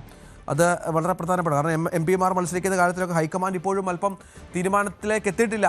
അതിനിടയിലാണിതാ ഇപ്പോൾ പോസ്റ്റർ യുദ്ധം. കണ്ണൂരിൽ സുധാകരന് വേണ്ടിയാണെങ്കിൽ ഇവിടെ അടൂർ പ്രകാശിന് വേണ്ടി. എന്താണ് യഥാർത്ഥത്തിൽ സംഭവിക്കുന്നത്? രഞ്ജിത്ത് സൂചിപ്പിച്ച പോലെ തന്നെ കോന്നിയിൽ അടൂർ പ്രകാശിന് മത്സരിക്കണമെന്നുള്ള ഒരു ആഗ്രഹമാണ് പൊതുവെ ഈ കോൺഗ്രസിലുള്ളത്. അത് പ്രതിഫലിക്കുന്ന തരത്തിലാണ് ഇപ്പോൾ പോസ്റ്റർ കോന്നിയിലും അതുപോലെ തന്നെ DCC ഓഫീസിന്റെ മതിലുമൊക്കെ പതിച്ചിട്ടുള്ളത്. ശിവഗിരി മഠം നിർദ്ദേശിച്ച അടൂർ പ്രകാശിനെ K സുധാകരനെയും കോൺഗ്രസ് പാർട്ടി തഴഞ്ഞുകൊണ്ട് എങ്ങോട്ടാണ് പോകുന്നത് എന്നുള്ള ചോദ്യം ഉന്നയിക്കുന്നു. ഒപ്പം അടൂർ പ്രകാശിനെ തഴഞ്ഞ് ഹൈക്കമാൻഡ് ആരെ ഇറക്കിയാലും കോന്നിയിൽ പ്രകാശം പരക്കില്ല എന്നുള്ളതാണ് മറ്റൊരു വാചകം പോസ്റ്ററിലുള്ളത്. ഈഴവ സമുദായത്തെ തഴഞ്ഞാൽ കോൺഗ്രസിന് പ്രത്യാഘാതങ്ങൾ ഉണ്ടാകും എന്നൊരു മുന്നറിയിപ്പ് കൂടി ഉണ്ടാകുന്നു. അങ്ങനെ 2-3 കാര്യങ്ങൾ എഴുതിയാണ് ഈ പോസ്റ്ററിൽ എഴുതിയിട്ടുള്ളത്. ഏതായാലും അടൂർ പ്രകാശ് കോന്നിയിൽ മത്സരിക്കുമെന്നൊരു ആദ്യഘട്ടം തന്നെ ഒരു പ്രചരണം ഉണ്ടായിരുന്നു. കോൺഗ്രസ് പ്രവർത്തകർക്കിടയിലും അത്തരത്തിൽ തന്നെയാണുള്ളത്. പക്ഷേ ചിലവിലത്തെ കാര്യത്തിൽ അത്തരം ഒരു തീരുമാനം ഇതുവരെ ഉണ്ടായിട്ടില്ല. അതുകൊണ്ട് തന്നെ അടൂർ പ്രകാശ് കോന്നിയിൽ മത്സരിക്കണമെന്നുള്ള ഒരു ആവശ്യം കൂടിയാണ് പോസ്റ്ററിലൂടെ ഇങ്ങനെ പ്രത്യക്ഷമായി ഇങ്ങനെ പാർട്ടി പ്രവർത്തകർ ഉന്നയിച്ചിട്ടുള്ളത്. എന്തായാലും വലിയ രീതിയിലുള്ള പ്രതിഷേധം ഹൈക്കമാൻഡിനെതിരെയൊക്കെ ഉള്ള ഒരു പ്രതിഷേധത്തിന്റെ സൂചന പോലെയാണ് ഈ പോസ്റ്റർ ഉള്ളത്. എന്തായാലും ഈഴവ സമുദായത്തെ തടഞ്ഞുകൊണ്ട് കോന്നിയിൽ അടൂർ പ്രകാശിനെ ഒഴിവാക്കിക്കൊണ്ട് കോന്നിയിൽ മത്സരിച്ചാൽ അത് വലിയ പരാജയം ഉണ്ടാകും എന്നുള്ള കാര്യമാണ് ഈ പോസ്റ്ററിൽ സൂചിപ്പിച്ചിട്ടുള്ളത്. കെ സുധാകരനെയും അനുകൂലിച്ചുകൊണ്ട് പോസ്റ്ററുണ്ട്. എന്തായാലും കോന്നിയിലും അതുപോലെ തന്നെ പത്തനംതിട്ടയിലെ DCC ഓഫീസിന് മുന്നിലുമാണ് ഇത്തരത്തിൽ പോസ്റ്റർ പതിച്ചിട്ടുള്ളത്. അടൂർ പ്രകാശ് കോന്നിയിൽ മത്സരിക്കണം എന്നുള്ള ആവശ്യം ആണ് പ്രധാനമായും ഉന്നയിക്കുന്നത്. അടൂർ പ്രകാശ് മത്സരിച്ചെങ്കിൽ മാത്രമേ കോന്നിയിൽ ജയിക്കാൻ കഴിയുള്ളൂ, വിജയസാധ്യതയുള്ളൂ എന്നുള്ളതാണ് പ്രധാനപ്പെട്ട വാചകങ്ങൾ. എന്തായാലും അത്തരം തീരുമാനങ്ങളിൽ എത്തുമെന്നുള്ള പാർട്ടിയാണ് ഇനിയും തീരുമാനിക്കേണ്ടത്. എന്തായാലും അത്തരം ആവശ്യമാണ് ഈ കോൺഗ്രസ് പ്രവർത്തകർക്കിടയിൽ ഉണ്ടായിട്ടുള്ളത്. അത് നേരത്തെ തന്നെ ഉണ്ട്. ഈ തെരഞ്ഞെടുപ്പ് പ്രഖ്യാപനത്തിന് മുമ്പ് തന്നെ അത്തരം കാര്യങ്ങളുണ്ട്. അത്തരം ഒരു തീരുമാനത്തിലേക്ക് എത്തണമെന്നാണ് ഇപ്പോൾ പോസ്റ്ററിലൂടെ ഈ പോസ്റ്റർ ഒട്ടിച്ചവർ ആവശ്യപ്പെട്ടിരിക്കുന്നത്. രഞ്ജിത്തെ, അതാണ് സാഹചര്യം. കോന്നിയിൽ അടൂർ പ്രകാശിനായി പോസ്റ്ററുകൾ എന്നുള്ളതാണ്. അടൂർ പ്രകാശ് കോന്നിയിൽ മത്സരിക്കാൻ കച്ചകെട്ടി ഇറങ്ങിയിരിക്കുന്ന ഒരു നേതാവാണ്, നമുക്കറിയാം. ഇപ്പോൾ കോൺഗ്രസിന് കൂടുതൽ പ്രതിസന്ധി ഉണ്ടായിക്കൊണ്ട് പോസ്റ്ററുകളുമായി പാർട്ടി പ്രവർത്തകർ രംഗത്ത് വരികയാണ്. പൊന്നാനി ചുവപ്പ് കോട്ടയായി തന്നെ നിലനിർത്തുമെന്ന് LDF സ്ഥാനാർത്ഥിയായി നിശ്ചയിച്ച വഖഫ് ബോർഡ് ചെയർമാൻ MK സക്കീർ പ്രവർത്തനത്തിലെ സുതാര്യതയും സത്യസന്ധതയും കാരണമാണ് പാർട്ടി വീണ്ടും അവസരങ്ങൾ നൽകുന്നത്. അഭിപ്രായ സ്വാതന്ത്ര്യം എല്ലാവർക്കും ഉണ്ടെന്നും പാർട്ടി തീരുമാനം പ്രഖ്യാപിക്കുന്നതോടെ പ്രശ്നങ്ങൾ ഇല്ലാതാകുമെന്നും പ്രതിഷേധങ്ങളെക്കുറിച്ചുള്ള ചോദ്യത്തിന് മറുപടി പറഞ്ഞു. വഖഫ് ബോർഡ് ചെയർമാനും മുൻ PSC ചെയർമാനുമായ ശ്രീ MK സക്കീറാണ് എന്നോടൊപ്പം ചേരുന്നത്. നമ്മളിപ്പോൾ ഇങ്ങനെയല്ല പരിചയപ്പെടുത്തേണ്ടത്. ശരിക്ക് പൊന്നാനിയിൽ ഇടതുപക്ഷം തീരുമാനിച്ച ഒരു സ്ഥാനാർത്ഥി കൂടിയാണ്. പ്രഖ്യാപനം വന്നിട്ടില്ല എന്നേ ഉള്ളൂ. പക്ഷെ അദ്ദേഹം പ്രചരണത്തിൻ്റെ ആദ്യഘട്ട പ്രവർത്തനങ്ങളൊക്കെ തുടങ്ങിക്കഴിഞ്ഞിട്ടുണ്ട് അല്ലേ? സംസ്ഥാന കമ്മിറ്റിയാണ് സ്ഥാനാർത്ഥികളെ സംബന്ധിച്ച പ്രഖ്യാപനത്തിൻ്റെ ഭാഗമാണ് യഥാർത്ഥത്തിൽ നമ്മൾ പ്രവർത്തനം മറ്റു കാര്യങ്ങളും ആരായാലും പ്രവർത്തിക്കേണ്ടത്. പക്ഷെ എന്നിരുന്നാൽ പോലും ഈ തെരഞ്ഞെടുപ്പിൻ്റെ പ്രവർത്തനത്തിൻ്റെ ഭാഗമായി ഞാനാണെങ്കിലും വേറെ ആളാണെങ്കിലും ആദ്യമേ ഈ ഇടതുപക്ഷ പ്രവർത്തനത്തിൻ്റെ പൊന്നാനിയിലെ പ്രവർത്തനങ്ങൾ തുടങ്ങി വെക്കുന്നത് സഖാവ് EK ബിജുവയുടെ വീട്ടിൽ നിന്ന് തന്നെയാണ്. അതിൻ്റെ ഭാഗമായി ഞങ്ങളെല്ലാവരും ടീച്ചറെ ഒന്ന് കണ്ട് സംസാരിക്കാൻ പോവുകയാണ്. അപ്പോൾ അത് സ്ഥാനാർത്ഥി എന്ന നിലക്കുള്ള സാധ്യതകളൊക്കെ ഇങ്ങനെ തീരുമാനിക്കപ്പെടാനിരിക്കുകയാണെങ്കിൽ പോലും അല്ലെങ്കിൽ പ്രഖ്യാപനം വരാനിരിക്കുകയാണെങ്കിൽ പോലും അതിൻ്റെ സാധ്യതകളുള്ളത് കൊണ്ട് തന്നെ എല്ലാവരും കണ്ടുപോകാൻ തീരുമാനിച്ചിരിക്കുകയാണ്. പൊന്നാനി ഇടതുപക്ഷത്തിന് ഏറ്റവും പ്രതീക്ഷയുള്ള സീറ്റാണ്. വർഷങ്ങളായിട്ട് എന്ന് പറയാം, ഒരു ചെങ്കോട്ടയായിട്ട് ഇളകാത്ത കോട്ടയായിട്ട് നിൽക്കുന്ന മണ്ഡലമാണ്. എന്താണ് പൊന്നാനിയുടെ പ്രതീക്ഷകൾ? പൊന്നാനി ഇപ്പോൾ നേരത്തെ തന്നെ ഇളകാത്ത പറഞ്ഞ പോലെ ഏറ്റവും നല്ല ഇടതുപക്ഷത്തിൻ്റെ സീറ്റാണ്. ഇടതുപക്ഷം എന്ന് പറഞ്ഞാൽ ഹൃദയപക്ഷമാണ്, പൊന്നാനിക്കാരുടെ പക്ഷം. എല്ലാ പൊന്നാനിക്കാരും ഒരുമിച്ച് ഇടതുപക്ഷ ജനാധിപത്യ മുന്നണിയുടെ സ്ഥാനാർത്ഥികളെ വളരെ നല്ല നിലയ്ക്ക് വിജയിപ്പിച്ചതിൻ്റെ ഭാഗമായി ആ വിജയിപ്പിച്ചതിന് പൊന്നാനിക്കാർക്ക് തിരിച്ചു കൊടുക്കുന്നത് പൊന്നാനിയുടെ വികസന പ്രവർത്തനങ്ങളാണ്. ആ വികസന പ്രവർത്തനങ്ങളുടെ അടയാളങ്ങൾ ഉടനീളം പൊന്നാനിയിൽ കാണാവുന്നതാണ്. പഴയ പൊന്നാനിയല്ല, പുതിയ പൊന്നാനിയെ നമുക്ക് കാണാൻ കഴിയും. ആ പൊന്നാനിയുടെ വികസന തുടർച്ച വരാനിരിക്കുന്ന ഇടതുപക്ഷത്തിൻ്റെ സ്ഥാനാർത്ഥി ഏറ്റെടുക്കും. ഇടവേള. കളിക്കളം റെഡി.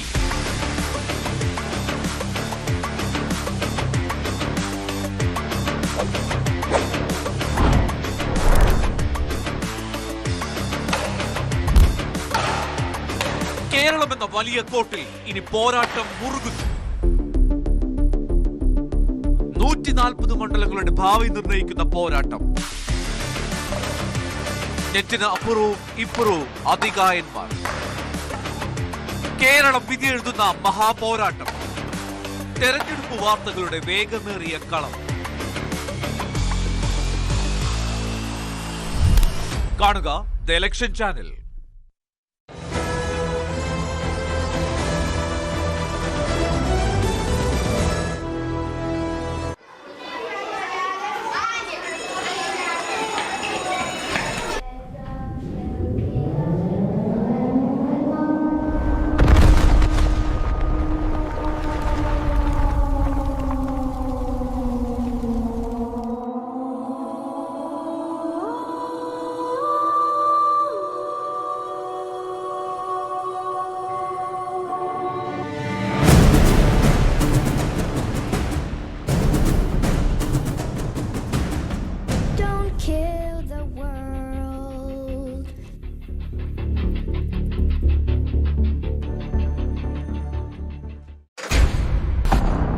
കളിക്കളം റെഡി.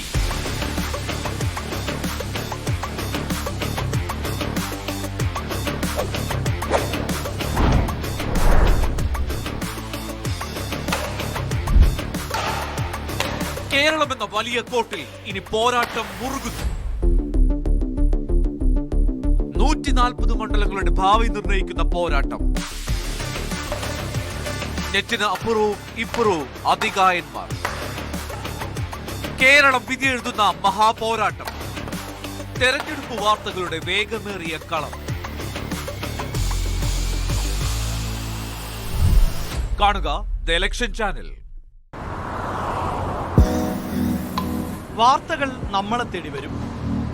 വേഗവും സമയവും ചിലപ്പോൾ വ്യത്യാസപ്പെട്ടേക്കാം.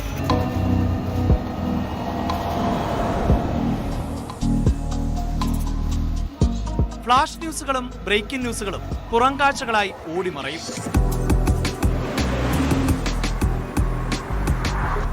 കാഴ്ചകൾ വിശാലമായിരിക്കണം.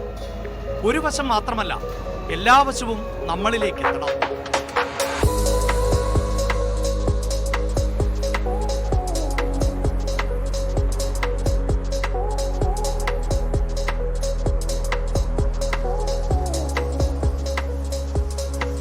ന്യൂസ് ട്രെൻഡ്സ് വസ്തുതാപരമായ വിശകലനങ്ങളോടെ വാർത്തയുടെ എന്നും കേട്ടുകൊണ്ടിരുന്നാൽ മാത്രം മതിയോ?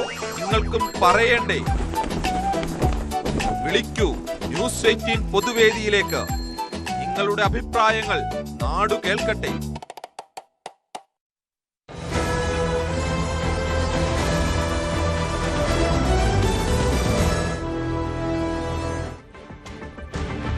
LPG ക്ഷാമം രൂക്ഷമായതോടെ നാട്ടിലെങ്ങും വിറകിന് വൻ ഡിമാൻഡാണ്. മുമ്പത്തേതിലും ഇരട്ടി ആവശ്യക്കാരാണ് വിറക് അന്വേഷിച്ച് വിളിക്കുന്നതെന്ന് ഈ മേഖലയിലുള്ളവർ പറയുന്നു. നിലവിൽ വില വർദ്ധിപ്പിക്കാൻ ആലോചിച്ചിട്ടില്ലെന്നും സാഹചര്യമനുസരിച്ച് തീരുമാനിക്കുമെന്നും മലപ്പുറത്ത് വിറക് കച്ചവട മേഖലയിലുള്ളവർ വ്യക്തമാക്കി. പാചകവാതക ക്ഷാമം ഏറ്റവും കൂടുതൽ ഡിമാൻഡ് കൂട്ടിയ ഒരു മേഖലയാണ് വിറക് കച്ചവടം. സാധാരണയിൽ കവിഞ്ഞുള്ള ഓർഡറുകളാണ് ഇപ്പോൾ വിറക് വിൽക്കുന്ന ഇടങ്ങളിലേക്കൊക്കെ എത്തുന്നത്. നമ്മൾ നിൽക്കുന്നത് മലപ്പുറം കോണമ്പാറയിലാണ്. ഇവിടുത്തെ ഒരു പ്രധാനപ്പെട്ട വിറക് വിൽപ്പന കേന്ദ്രത്തിലാണ് നമ്മളുള്ളത്. നമ്മുടെ ഒപ്പം സുബൈർ മിൻസാഫും ചേരുന്നുണ്ട്. ഇവരാണ് ഇത് നടത്തുന്നത്. എങ്ങനെയുണ്ട് ഇപ്പോൾ ഈ പാചകവാതക ക്ഷാമം തുടങ്ങിയതിന് ശേഷം നിങ്ങൾക്ക് ഓർഡർ കൂടുതലായിട്ട് വരുന്നുണ്ടോ? ഓർഡർ കൂടുതലായിട്ട് വരുന്നുണ്ട്. പിന്നെ നോമ്പായിട്ട് ഇപ്പോൾ നോമ്പ് കഴിഞ്ഞതിന് ശേഷം കുറേ ഓർഡർ അടിക്കാനുണ്ട്. ഈ സാധാരണത്തേക്കാൾ എത്ര വിളിയധികം വരുന്നുണ്ട്? എത്ര ഓർഡർ വരുന്നുണ്ട് അധികം? ഗ്യാസിൻ്റെ ഷോർട്ടേജ് വന്നതിന് ശേഷം അത് നമുക്ക് ആദ്യ ട്രിപ്പ് ഉണ്ടായിരിക്കും തന്നെ. പിന്നെ ഫോൺ ഇങ്ങനെ വന്നുകൊണ്ട് ഇപ്പോൾ ഡബിൾ വരുന്നുണ്ടോ? ഡബിൾ വരുന്നുണ്ട്. ഡബിൾ വരുന്നു. മുമ്പത്തേക്ക് ഡബിൾ വരുന്നുണ്ട്. എന്തൊക്കെ വിറക് നമ്മളിവിടെ കൊടുക്കുന്നത്? വിറക് മൂച്ചി, പ്ലാവ്, പിന്നെ മാക്കണി ഐറ്റംസ് ഒക്കെ ആയിട്ട് പിന്നെ റബ്ബറായിട്ട് ഉണ്ട്. ഇപ്പം എങ്ങനെയാണ് നിങ്ങൾ ഈടാക്കണ വില? എത്രയാണ് വില? ഇപ്പം നമ്മൾ ഒരു വണ്ടി അളവിലാണ്. എങ്ങനെ ഏത് വണ്ടിയിൽ? ചെറിയ വണ്ടിയിലാണ്? ചെറിയ വണ്ടി. ഇപ്പോൾ അതിലെത്ര വാങ്ങണം? അത് 2500. നമ്മളിപ്പോൾ ഒരു 3 കിലോമീറ്റർ, നമ്മൾ സൈറ്റിൽ നിന്ന് ഒരു 3 കിലോമീറ്റർ 4 കിലോമീറ്റർ അതിൻ്റെ അടുത്തൊക്കെ ആണെങ്കിൽ നമ്മൾ 2500 കൊടുക്കും. അല്ലെങ്കിൽ ഇപ്പോൾ കുറച്ച് ദൂരമൊക്കെ ആണെങ്കിൽ അതിനനുസരിച്ച്. എല്ലാ വിറകിനും ഒരേ വിലയാണോ? അല്ല, റബ്ബറിന് കൂടും. അതിനെത്ര വരിക? അത് 300 രൂപ 1000 രൂപ റേഞ്ചിൽ വരും. മറ്റേക്ക് 2500 ആ റേഞ്ച്. ഇതിപ്പോൾ ഈ ഗ്യാസിൻ്റെ ഷോർട്ടേജ് വന്നതിന് ശേഷം വില കൂടിയിട്ടുണ്ടോ? വില കൂടിയിട്ടില്ല.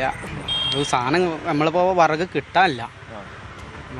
കൊത്താനും വേണ്ടി വിറക് കിട്ടാനില്ല. ഇപ്പോൾ എല്ലായിടത്തും വിളി വരുന്നതുകൊണ്ട് ധാരാളമായിട്ട് പോകുന്നുണ്ടാവില്ലേ? ആ, ധാരാളം.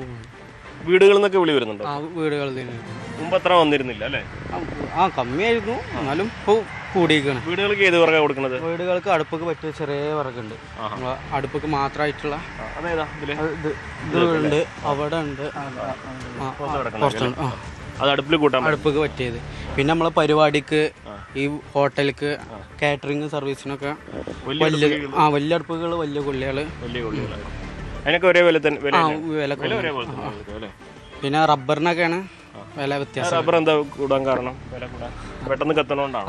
അത് പച്ചയാണെങ്കിൽ പച്ചയും കത്തും, അങ്ങനെ കത്തും. ഇനിയിപ്പോൾ ഈ പെരുന്നാളൊക്കെ ആയിട്ട് വരുമ്പോൾ എങ്ങനെ മുൻകൂട്ടി ആൾക്കാർ ഇപ്പോൾ ഓർഡർ ചെയ്യാൻ തുടങ്ങിയിട്ടുണ്ടോ?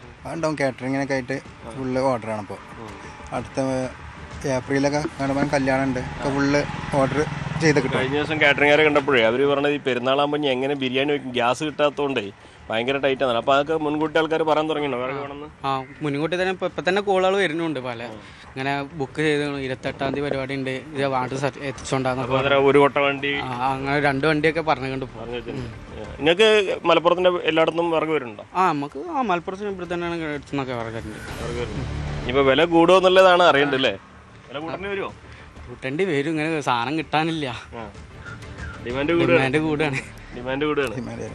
എന്തായാലും ഇപ്പോൾ അടുത്ത ദിവസങ്ങളിലൊന്നും വല്ലാതെ കൂടില്ലെന്ന് വിചാരിക്കല്ലേ? എന്തായാലും നോമ്പൊക്കെ കഴിഞ്ഞതിൻ്റെ ശേഷം ആലോചിക്കാം. ഇത് എല്ലായിടത്തും ഒരേ വില തന്നെയാവൂലേ? വ്യത്യാസം എങ്ങനെയൊക്കെ വ്യത്യാസം വരിക? അത് ചില ആപ്പ് വണ്ടികൾക്ക് വലിപ്പമുള്ളത് അനുസരിച്ച് വില കൂടും. വണ്ടിക്ക് അനുസരിച്ച് അത് എത്ര വ്യത്യാസം എങ്ങനെയാകും? ഇപ്പം നമ്മളെടുത്ത് നമ്മൾ സാധാരണ വേറെ ഓരോ വണ്ടികൾ ചകിരിയും ചിരട്ടയൊക്കെ ഉണ്ട് അതിനൊക്കെ എങ്ങനെയാ വില വരുന്നത്? അതൊക്കെ വണ്ടികളെ തന്നെ. അതന്നെ എത്ര വരിക? 800 രൂപ ചേരി ചകിരിക്കാണ്. ചേട്ട പിന്നെ തൂക്കം അത് എത്ര കിലോ? കിലോന് 30, 32 പല റേറ്റിൽ ഇങ്ങനെ ദിവസം കൂടി വരും, ചിലപ്പോൾ കുറയും. അപ്പോൾ വില കൂടുതലുണ്ടോ? കൂടി വരുന്നുണ്ടോ? കൂടി വരുന്നുണ്ട്. എത്ര കൂടിയാണ് ഇപ്പോൾ? ചേട്ടക്ക് 34 രൂപയൊക്കെയാണ് കിലോന്. എത്രയായിരുന്നു ആദ്യം? 28, 29, 34 കൂടും. എന്താണെങ്കിലും ഈ ഗ്യാസിന്റെ ഷോർട്ടേജ് ഒരു തരത്തിൽ നിങ്ങൾക്ക് കച്ചവടം കൂടുന്നുണ്ട്. പക്ഷേ ഇനിയിപ്പോൾ ഇതേ അവസ്ഥ തുടർന്ന് എന്താവും പറയാൻ പറ്റില്ലല്ലേ? അതാണ് ഇതിൻ്റെ ഇവരുടെ ഒരു പ്രധാനപ്പെട്ട കാര്യം. ഈ ഗ്യാസിൻ്റെ ഒരു പാചകവാതകക്ഷാമം ശരിക്ക് ഒരു തരത്തിൽ ഇവർക്ക് ഗുണമാണ്. പക്ഷേ ആളുകളെ സംബന്ധിച്ച് ഇനി വിറകും അതിൻ്റെ വിലയും കൂടി കൂടുന്ന ഒരു സാഹചര്യം ഏറെ വൈകാതെ ഉണ്ടാവുമെന്നാണ് പറയുന്നത്. മാത്രമല്ല ഇപ്പോഴൊക്കെ വില കൂട്ടിയിട്ടില്ല, പക്ഷേ ഇനിയും ഇതേപോലെ ഡിമാൻഡ് കൂടുകയും അതേപോലെ ഈ വിറകിന് കിട്ടാത്തൊരവസ്ഥ വരുമ്പോൾ സ്വാഭാവികമായിട്ടും വിറകിൻ്റെ വിലയും കൂടിയേക്കും എന്നൊരു കാര്യമാണ് ഈ രംഗത്തുള്ളവർ പങ്കുവയ്ക്കുന്നത്. അഖിലോട്ട് പറയൊപ്പം CV അനുമോദ്, News 18. വടക്കൻ കേരളത്തിൽ പാചകവാതക സിലിണ്ടർ ക്ഷാമം ഹോട്ടൽ വ്യവസായത്തെ വല്ലാത്ത പ്രതിസന്ധിയിലാക്കിയിരിക്കുകയാണ്. കാസർഗോഡ് ജില്ലയിൽ മാത്രം 80% ഹോട്ടലുകൾ ഇതിനോടകം അടച്ചു പൂട്ടേണ്ടി വന്നു. ബാക്കിയുള്ള ഹോട്ടലുകൾ മെനു വെട്ടിച്ചുരുക്കി വിറകടുപ്പ് ഉപയോഗിച്ചാണ് പ്രവർത്തിക്കുന്നത്. സ്വകാര്യ ഏജൻസികൾ സിലിണ്ടറുകൾക്ക് ഇരട്ടി വില ഈടാക്കുന്നതായും പരാതിയുണ്ട്. ഹോട്ടലുകൾക്ക് പൂട്ടുവീഴുന്നതോടെ ഇവരെ ആശ്രയിച്ച് കഴിയുന്ന മത്സ്യ, പച്ചക്കറി, പലവ്യഞ്ജന സ്ഥാപനങ്ങളും ആശങ്കയിലാണ്. കാസർഗോഡ് ജില്ലയിലെ ഗ്രാമ നഗര വ്യത്യാസമില്ലാതെയാണ് ഹോട്ടലുകൾ വലിയ പ്രതിസന്ധിയിലായിരിക്കുന്നത്. ഇപ്പോൾ നമ്മളുള്ളത് പുല്ലൂർ പെരിയ പഞ്ചായത്തിലെ പെരിയയിലെ വഴിയോരം, അതായത് DTPCയുടെ കീഴിലുള്ള വഴിയോരം എന്ന റെസ്റ്റോറൻറ്റിലാണ്. നമുക്ക് ഇവിടെയുള്ള ആളുകളോട് തന്നെ, ഇതിൻ്റെ നടത്തിപ്പുകാരോട് തന്നെ നമുക്ക് ചോദിക്കാം എന്താണ് നിലവിലെ ഒരു സാഹചര്യമെന്ന്. നമ്മോടൊപ്പം ഈ സ്ഥാപനത്തിൻ്റെ ഉടമ രാജേഷ് ചേരുന്നു. എന്താണ് നിലവിലിപ്പോൾ പാചകവാതക ഈ ക്ഷാമം ഏത് രീതിയിലാണ്? നിലവിൽ ഹോട്ടൽ മേഖല ഭീകരമായിട്ടുള്ള ബുദ്ധിമുട്ടിലൂടെ കടന്നു പോകുന്നത്. കാരണം ഗ്യാസ് കിട്ടാനില്ല. നമ്മളൊക്കെ വിറകടുപ്പിലേക്ക് മാറിയിരിക്കുന്നു. പല മെനു വെട്ടിച്ചുരുക്കേണ്ട അവസ്ഥയാണ്. നമ്മളിപ്പോൾ ദോശ, കഴിഞ്ഞ ഒരാഴ്ചയായിട്ട് ദോശ നിർത്തിയിട്ടുണ്ട്. അതുപോലെ തന്നെ ചായയുടെ കാര്യത്തിൽ നമ്മൾ ചായ ഇപ്പോൾ കെറ്റിലാക്കി വെക്കുകയാണ്. കാരണം അല്ലാതെ ചായ കൊടുക്കാനൊരു നിവൃത്തിയില്ലാത്ത അവസ്ഥ ഇപ്പോൾ. അതുപോലെ തന്നെ ഗ്യാസ് നമുക്ക് തരുന്ന കമ്പനികൾക്ക് ഗ്യാസ് തരാൻ പറ്റില്ല. അതുപോലെ പ്രൈവറ്റ് ഗ്യാസുകളുണ്ട്, പക്ഷേ ഭയങ്കര വില കൊടുക്കേണ്ട അവസ്ഥയാണ്. അതുപോലെ തന്നെ പ്രൈവറ്റ് ഗ്യാസുകൾ അത് വില കൂടുന്നതാണോ ഇപ്പോൾ പറയുന്നത്? പ്രൈവറ്റ് ഗ്യാസ് കിട്ടാനില്ല, എങ്കിൽ പോലും കിട്ടുന്നുണ്ടെങ്കിൽ തന്നെ ഭയങ്കര ഭീകരമായ വില വാങ്ങുന്നത്. കരിഞ്ചന്തയും പൂഴ്ത്തിവെപ്പൊക്കെ നടക്കുന്നുണ്ട്. അപ്പോൾ സർക്കാർ എന്തായാലും ഇടപെടലുകൾ ഉണ്ടാവുമെന്ന് വിചാരിക്കുന്നു. ഇല്ലെങ്കിൽ ഈ മേഖല തന്നെ ഇല്ലാണ്ടായിപ്പോൾ. ഈ മേഖലയെ ഡിപ്പെൻഡ് ചെയ്തുകൊണ്ട് ഒരുപാട് തൊഴിലാളികളുണ്ട്, അന്യസംസ്ഥാന തൊഴിലാളികളുണ്ട്, നമ്മുടെ നാട്ടിലെ തൊഴിലാളികളുണ്ട്.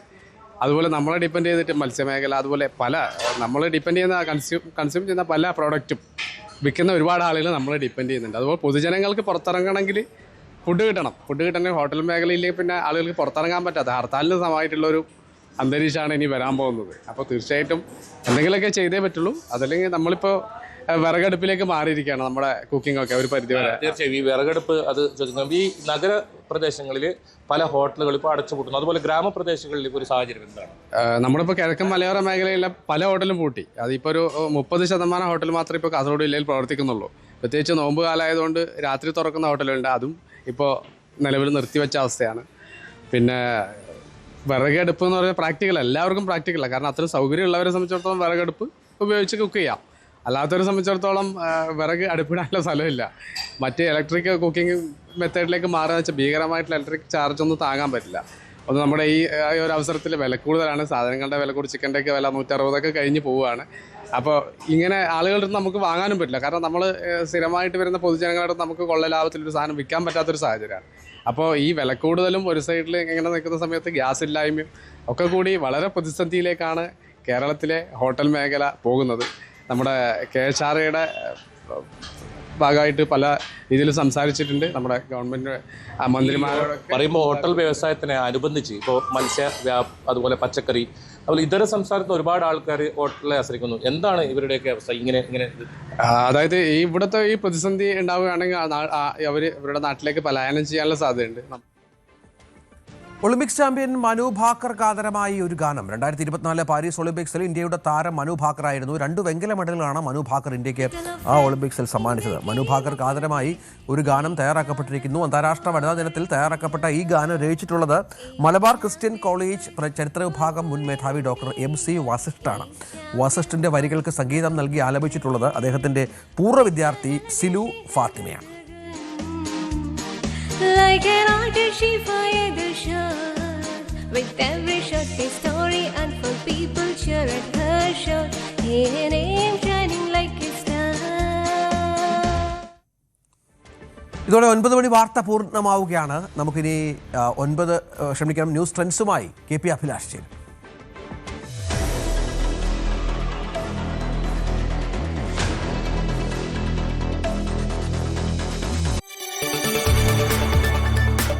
കൂടുതൽ വാർത്തകൾക്ക് News 18 Keralam YouTube channel subscribe ചെയ്യുക.